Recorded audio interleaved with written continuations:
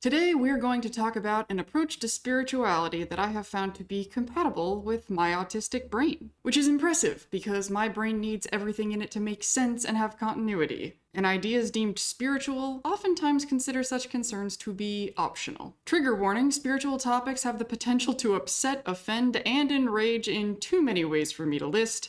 So if that's you, you know who you are, and the exit is a swipe away. It's been quite the thing to decide what order in which I crank out my content, because I feel like some of my upcoming concepts sit on top of other concepts, and I don't want to drop references or ideas that I haven't covered yet. With that in mind, spirituality is the topic with the most urgency, because it's my foundation. Depending on where you're watching this, it's either a series or one long video, because this project has been a beast. Originally, it was going to be a short, sweet spirituality romp at my normal 10-minute running time, but there was just too much to address, and it made more sense to write it all and then revise it as a whole before releasing anything. So let's talk about spirituality post-haste, because it's always first, whether we choose to put it first or not. A Google dictionary search defines spirituality as the quality of being concerned with the human spirit or soul as opposed to material or physical things, which for anyone who was taught spirits or souls are ghosts that possess us until we die and then float to heaven or hell unless they stick around to haunt a house, is a useless definition. Because if you think all of that sounds silly,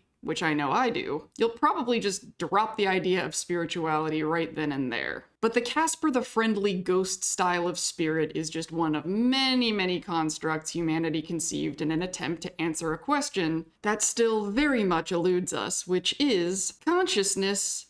What the fuck? Consciousness, the only concept of the spirit that is indisputably real, is what always comes first. Regardless of what ideas someone has about reality, at some point they all had to pass their consciousness checkpoint. Before someone is religious, their consciousness had to accept that religion. Before someone is an atheist, their consciousness had to reject religion. So what determines whether or not an idea gets to pass? Point of view. A point of view is the orientation of someone's consciousness.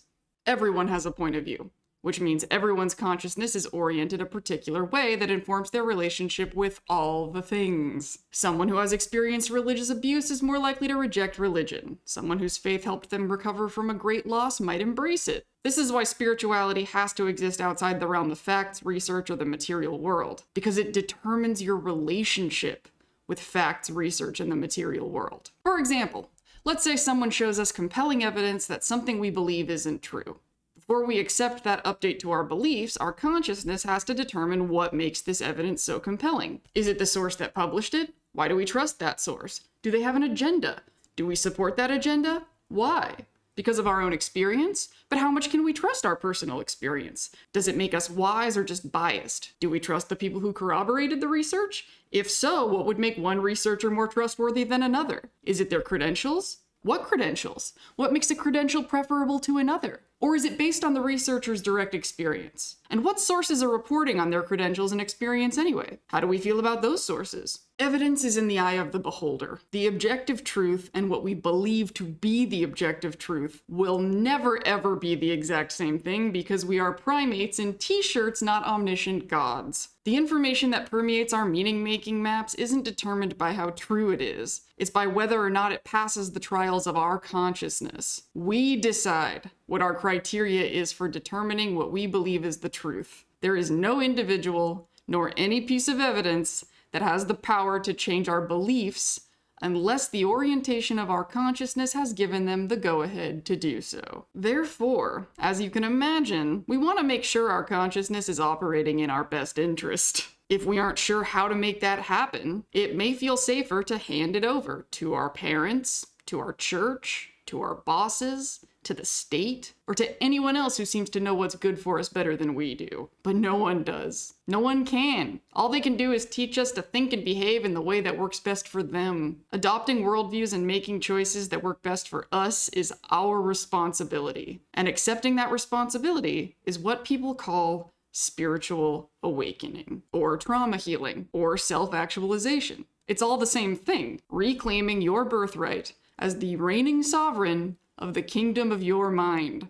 For the autistic brain, orienting our consciousness presents particular challenges. If we don't feel like we're certain about the context of any decision we're making, we don't know when we know enough to feel secure moving forward. Like, how can we play this sport if we haven't memorized all the rules? How can we agree to a gig if we don't know every detail of what's expected? How can we go to a music festival if we don't know how many bathrooms there are and exactly where they are? If we jump the gun, we may clumsily omit details that would make a huge impact on our decision. It feels like doing a math problem that doesn't provide all the needed information to calculate the answer. For us, having enough data to establish certainty isn't just a preference, it's a requirement. Which is why we don't estimate what the right decision is like an holistic person might. We estimate what the missing data is and calculate our decisions from that. For example, we may feel so intimidated by something like voting that we can't bring ourselves to do it at all, because the amount of research we believe we have to do to vote responsibly is incomprehensibly overwhelming. So, to combat this overwhelm, we may use our awesome autistic pattern recognition skills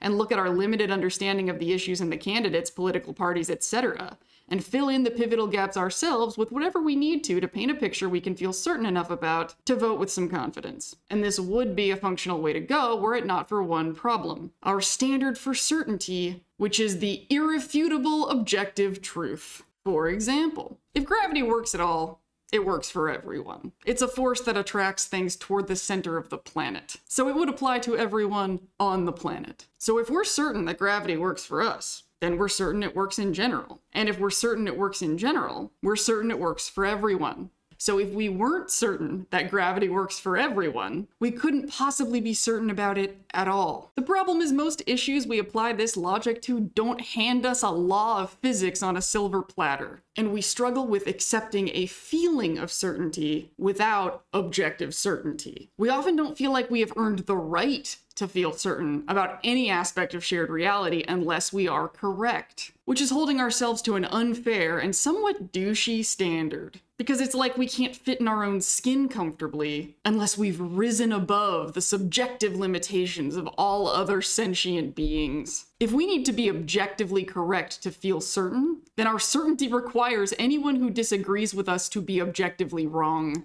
We lean on the wrongness of others to prop up our own rightness. Don't be that guy. Nobody wants to hang out with that guy. The autistic person who doesn't understand that their concept of objective reality came from an entirely subjective data interpolation program just thinks they get it more than other people. They don't feel like they're operating with just a reasonable personal theory. The program makes their big picture look perfectly cohesive. So they use that feeling of cohesion to justify their certainty that they are correct. But that certainty isn't real. And it never will be. Even if we took all the time and put forth all the effort to do all the necessary recon to get all the necessary data, we could still never guarantee we have the right answer, because the entire endeavor was done within the confines of our subjective point of view. Remember, consciousness comes first. Our ability to discern truth is limited by the tools our subjective consciousness is working with. So every conundrum that crosses our path has pockets of relevant data that our squishy human mind will never reach.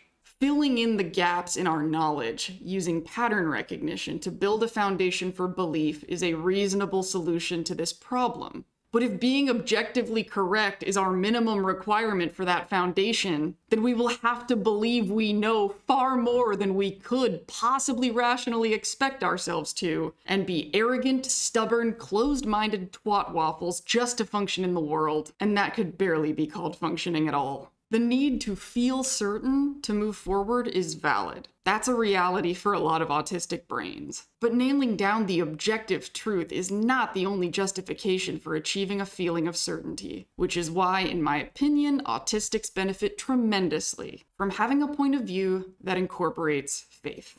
Yes, faith. I said it. Certainty without sufficient proof.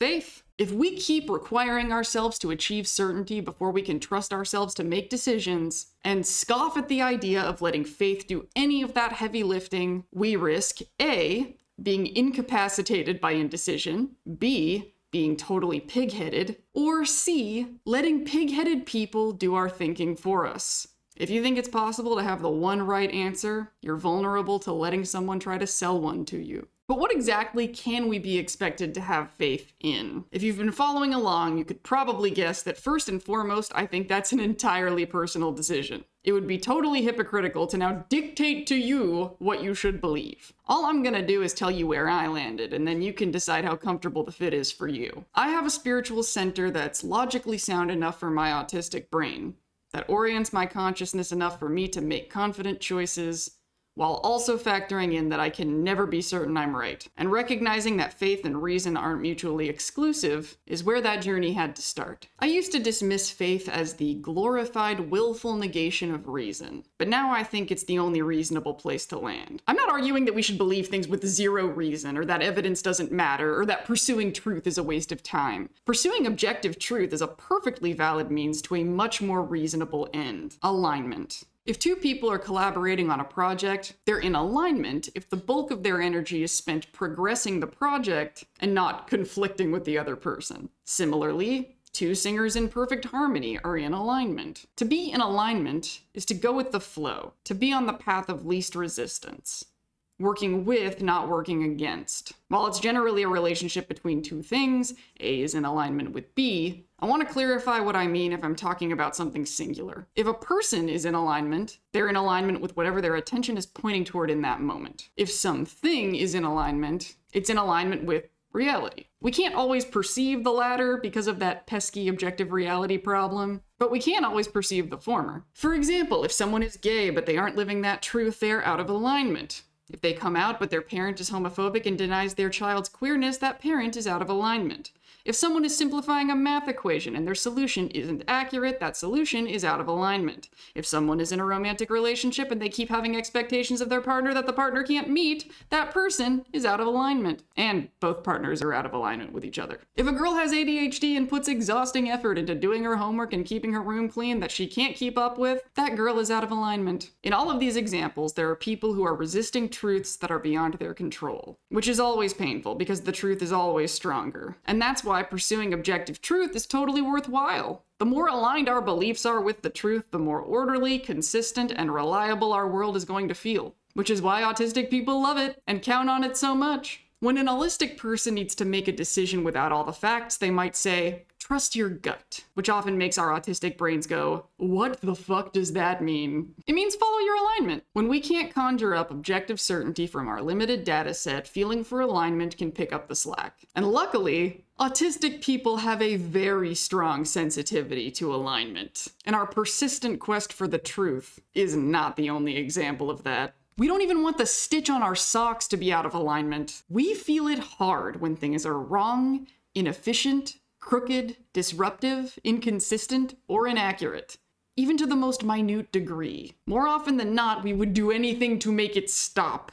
This is why we make such great social justice steamrollers, procedure loyalty extremists, and nightmare humans when Star Trek breaks continuity. Our nervous system begs for alignment. Trying to function as an autistic person out of alignment is painful and exhausting. And feeling that pain and exhaustion is like a built-in alignment compass. And sometimes we need that. It may feel like we're going with the flow when we're actually just passively following habits and learned routines that are totally out of alignment with our inner truth. But we can identify that by observing how much pain and exhaustion we're experiencing. Masking forces us out of alignment, so it's painful and exhausting. ABA trains us against our will to behave out of alignment, so it's painful and exhausting. Fighting the flow burns copious amounts of energy. But as painful and exhausting as it is to be autistic in a neurotypical world, our sensitivity to alignment is a gift. Though it might feel really scary to make decisions, especially big ones, based on trusting our gut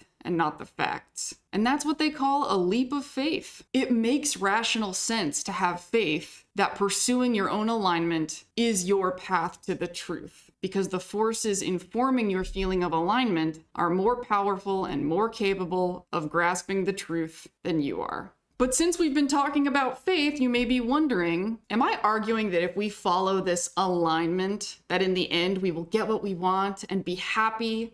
Not exactly. This approach isn't intended to ensure a happy future. It's for a happier present. which is the only time that ever exists. If you're thinking about the future, you're thinking about it now. If you're thinking about the past, you're thinking about it now. The chugging engine of the modern world and its schools and its jobs teach us it is our responsibility and our duty to sacrifice our present for a safe, secure, hypothetical future. All over the world, people burn away the hours of their lives subjecting themselves to near constant effort and anxiety, convinced that doing so will pay off. We obey a dogma of delayed gratification that benefits other people way more than it benefits us because it gives us a false sense of control. But the future that will one day become now is mostly out of our hands. There is so much more that will influence it beyond any work we could possibly do today. Especially considering how quickly the world is changing. How many people throughout history committed to the track that they were told would pay off only to get T-boned? How many people have lost their jobs and their homes? How many businesses have failed? How many industries have become outdated and collapsed? How many hard workers have developed a terminal illness that no amount of money could overcome? No amount of work or anxiety is stronger than the flow of the universe we are all a part of and adrift on. And misfortune is easier to cope with when you haven't wasted your life fruitlessly trying to avoid it. So I recommend seeking alignment now for now's sake and trusting the process. Not because the process loves you and wants you to be happy, but because it's gonna win anyway. The closest we can come to guaranteeing a pleasant life is not spending the majority of our present moments fighting battles we have no power to win. When we pursue alignment instead of control, that's the only way to feel out whether the universe is on our side. It's like setting our minds like a sail against the wind. But I'm not advocating passivity. The universe isn't just outside of us, it's inside of us.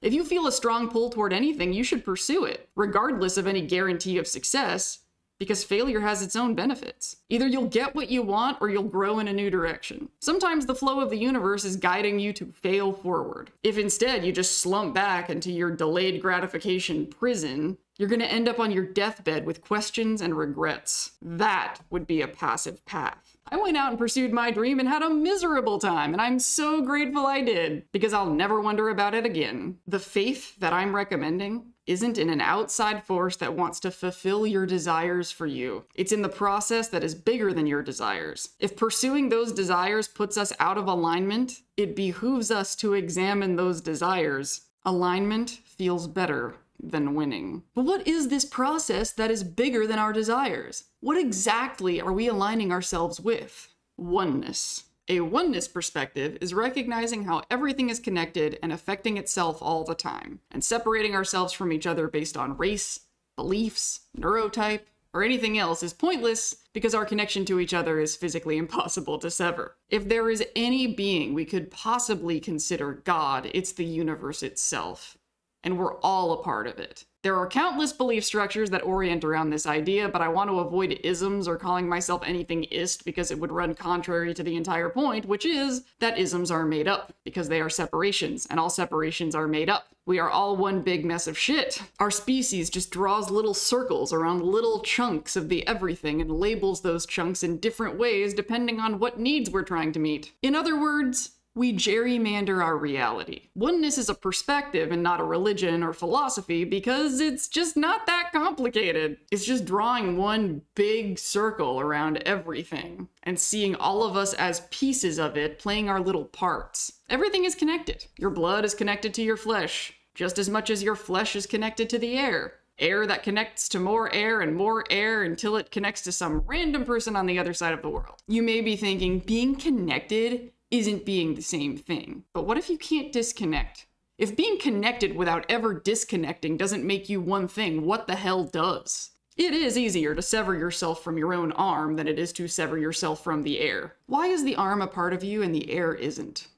If you zoom in enough or zoom out enough, the boundaries of everything get blurrier and blurrier. Divisions between this thing or that thing only exist in human meaning-making maps. Another little trigger warning, I'm about to be a little critical about the whole biblical God concept, because the concept of God is the most insidious separation we've ever concocted. Once God was defined as separate from the earth, our service of God separated us from the earth. And once serving God properly was established as a matter of free will, the idea that some were doing it right and others were doing it wrong separated us from each other. It set the groundwork for humanity to hurt itself for being too human, hurt others for not being human enough, and hurt everything else for not being human at all. The God above is the circle we drew around the things that influence and impact us that we don't understand, perceive, or have control over. And then we handed the responsibility of speaking for that God to people who have no greater right to do so than we do. And historically, they are bad at it. And in a culture deeply influenced by this belief structure, we now take it for granted that things we don't understand, perceive, or have control over are not us. Which isn't substantiated. Supposedly, our bodies are us. But we do not understand, perceive, or have control over our entire bodies. We did not get an instruction manual to operate our lungs, we don't beat our own hearts, and our liver was detoxifying our blood long before we even knew it was there. And while harming those things may kill our bodies, that doesn't inherently imply it kills us in terms of our consciousness. And I know there are people who are certain it does, because we have observed that everything that defines our conscious experience, like interpreting senses, initiating body movement, recalling memories, etc., all stop at death. But that's only proof that the biological machine that defines our experiences has stopped functioning, not that the experiencer is annihilated. In theory, that biological machine could function just as it has with no consciousness at all. A computer can also receive, interpret, and recall data and initiate behavior accordingly. Consciousness is not a prerequisite for any of that. If you want to hear people smarter than me talk about this, look up Philosophical Zombie and the Hard Problem of Consciousness. We've never seen consciousness cease to be because consciousness hasn't actually been found to begin with. And in my opinion, at the time of this recording, one consciousness can't witness another consciousness. And I don't think it's a we haven't figured it out yet thing. Because trying to perceive someone else's consciousness would be like trying to put a hole inside another hole. It's just as physically impossible as it is logically unsound. Even if it were like a sci-fi, Cyberpunk 2077, Black Mirror kind of situation, and we streamed someone else's experience into our heads, we wouldn't be perceiving their consciousness, we would be perceiving what their consciousness perceived. It would barely be different than two different people watching the same movie. I'm well aware there are people who have had near-death experiences and experienced nothing but a brush with the void. And I intend no disrespect to those individuals. But how is that distinguishable from not remembering it? Of course we wouldn't remember what happened to our consciousness beyond the meat suit. Memory is a function of the brain, which is a part of the meat suit. Maybe it's because I'm an ADHD stoner, but the idea that I may have experienced something I have zero recollection of just isn't that hard for me to believe. Did you know everyone dreams every single night, but we forget 95% of them? Before I knew that, I would have said I didn't dream very often. If remembering nothing means nothing happened, then I was dead most of last week. And I don't get out much, so no one can say that I wasn't. Since we can't know if our consciousness existed before we were born, or if it will continue after our death, there's also no telling whether or not we've experienced the point of view of other people, animals, or even inanimate objects on this planet or in this universe. In my opinion, it seems more than likely our consciousness remixes, just like everything else does. Our human perspective certainly ends, but that probably just means death triggers a new perspective. It isn't a given that the human experience is separated and isolated from everything else on the planet. Nor is it a given in any way that we are superior. Humanity loves to stratify shit. That's another concept that's generally alien to the autistic brain, isn't it? Why can't there just be stuff? Why are we applying value judgments to it? Better or worse? Those are ill-defined words. By what parameters are we judging this betterness or worseness? We don't like it. And when it comes to applying these judgments to people or animals, we like that even less. Kings are normal people, and spiders are also normal people. The little parts of oneness matter just as much as the big parts. The big parts are just more complicated. People love to get all Douglas Adams and say, once we grasp the vastness of the universe, we are compelled to realize how small and insignificant we are. Fuck that. That's an individual perspective. The way I see it, the vastness of the universe means I'm an integral part of something astounding. That doesn't make me feel insignificant. If anything, it makes me feel relieved that I have one of the easier jobs. I imagine a red blood cell would find the responsibilities of a human being quite daunting. but we are quite grateful to those little red blood cells. And if they were cognitively capable of doing so, I'm sure they would be quite grateful to their atoms. You tell me how big the universe is, I hear how big I truly am. Bigger than I am capable of perceiving. And so are all of you! And so is everyone else! As I started to unpack my trauma, after a while it became impossible to deny that nothing is ever anyone's fault. Ever. Because other than arguably the Big Bang, no transgression can be traced back to one isolated cause. That cause will have a cause, which will have a cause, which will have a cause, which will have a cause. No individual person is a sin origin point. Not even the lady with the apple. Everyone is behaving exactly how they would given the circumstances they are under. Which is self-evident by the fact that they are behaving the way they are. Were any of us experiencing life with the meat suit and environment of a serial killer, we would be serial killers. If we were experiencing life with the meat suit and environment of a penguin, we would be doing penguin stuff. Free will isn't free. The choices we do make, we make in a box. A box filled with the outside ideas that came into our brains, our capacity to grasp those ideas, our capability to synthesize new ideas out of those ideas, how that synthesis of ideas stimulated our brains to drive the pursuit of further ideas, the opportunities in our environment to pursue those ideas. Not to mention the chain of events that came before that resulted in us having that box to begin with. Everyone has their own box filled with their own mishmash of all that shit. A religious boy ending up in a seminary, a serial killer stabbing their 10th victim, or a neurodivergent homeless woman stimming by the roadside. It's all just chemical reactions between brains and flesh and conditions. Humanity is a continuous chain of cause and effect that is, by extension, a continuous chain of cause and effect with the universe as a whole. So from one perspective, it's really mysterious and complicated, but on another, it's soothingly simple and transparently straightforward. What I was hoping skeptics would love about the oneness perspective is that it offers spirituality with no need to believe in something outside reality as we know it. I'm not suggesting that we have faith in a God above or a spiritual realm that we can't see. The mystery that requires faith, that all the science will never reveal, is the future. And I think if we're all honest with ourselves, we prefer it that way, despite all our desperate clawing to predict and control all the things. So if we need present certainty while accepting future uncertainty, faith makes sense. And if we're going to have faith in anything, our participation with and connection to all else in the grand circus of physical reality is the plain as day choice. This whole thing is just a long drawn out way to say, it is what it is. Everything that's here is just here to be what it is. No point, no purpose, no plan. The meaning of life is just to be alive. That's why I don't preach self-improvement. That's pitting you against yourself. I'm more interested in self-advocacy and self-acceptance. The only thing to orient our consciousness to, the only way to have a smooth ride on this planet, is to be what we are. There's a bit of a catch, though, and this is the part that's taken me the longest to wrap my head around. While it's best practice to also allow everything else to be what it is, our primary responsibility in this perfect mess of a universe is to ourselves, to our conscious experience. Reality is arranged so that our bubble of consciousness receives its own bubble of experience, so that is the experience we're here to tend to. And that experience only relieves its suffering if it aligns with its own meat suit, which sometimes means we have to allow ourselves to align with anger, or make choices, or indulge impulses that may do harm. This universe hinges on darkness and light, and sometimes we're aligned with the darkness. Sometimes the reality we can't resist is our need to resist a reality. The most spiritually enlightened person might be able to forgive the world's abusers, racists, narcissists, and trolls. But most of us are gonna want to kick their teeth in. The child of an abusive parent might be well aware that their abuse was the inevitable result of the chain of events that came before it, but their anger and struggle to forgive that parent is just as inevitable. Embracing oneness with our abuser might be legitimately dangerous,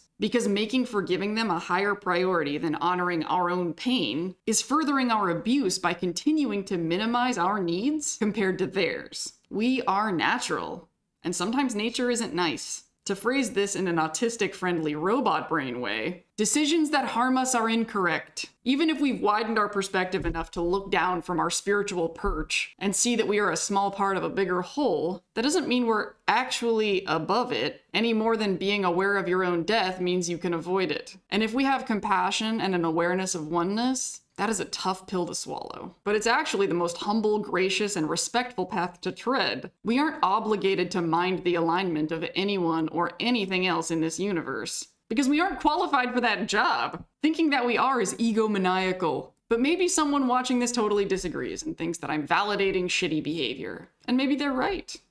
Maybe I'm a villain. Maybe my role in the big everything is to be disastrously wrong. But I think I'd rather be disastrously wrong, feeling at peace and in alignment, than getting stuck in feedback loops of indecision on a futile quest to be certain I'm right.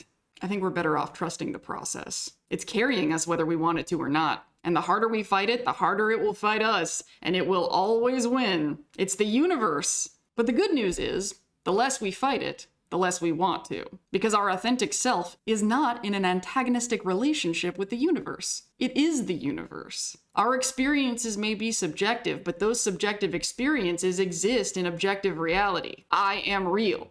The experiences that informed my perspective were real. You are real. The experiences that informed your perspective were real. Our limited grasp of objective reality and limited control over the outcome of our lives doesn't mean we have to approach life with hopelessness or passivity. It can also be a huge relief. We don't have to pressure ourselves to carry the entire burden because we're not strong enough to lift it anyway. We will always leave slack that the universe has to pick up. So just let it. Make like Elsa and let it go. I followed my own alignment all the way to recording this very video. It carried me through every decision I've made since I walked away from everything I thought was keeping me safe. I had no clue how I was gonna feed myself, pay my next bill, take care of my disabled dog. Nothing. I actually have an amusing video clip of my neighbors watching my car get towed. I knew one day I would want that clip to show my humble beginnings, and today is that day. I knew my brain didn't have the answers I needed. It had been doing a really bad job calling the shots thus far. So I held out and moved forward with an open mind, and zero evidence it would pan out, believing there had to be resources and opportunities for me out there that I couldn't possibly imagine yet. And I'll be goddamned, there were. I have friends. I have my own place. My dog is okay. I'm doing things I love doing. I'm not forcing myself to do things I hate doing anymore. I still have my car, and I have income. Though I'm still targeting a goal to live off donations without ever needing a sponsor, so if you want to support me, lindsaymakesvideos.com, you know what to do. So that's it. That's the end. You now know the foundation of my worldview that informs all the content I release. If you want to talk to me about it, feel free to reach me on Mastodon. I am so grateful to each and every one of you for watching and listening. Keep moving forward. End transmission.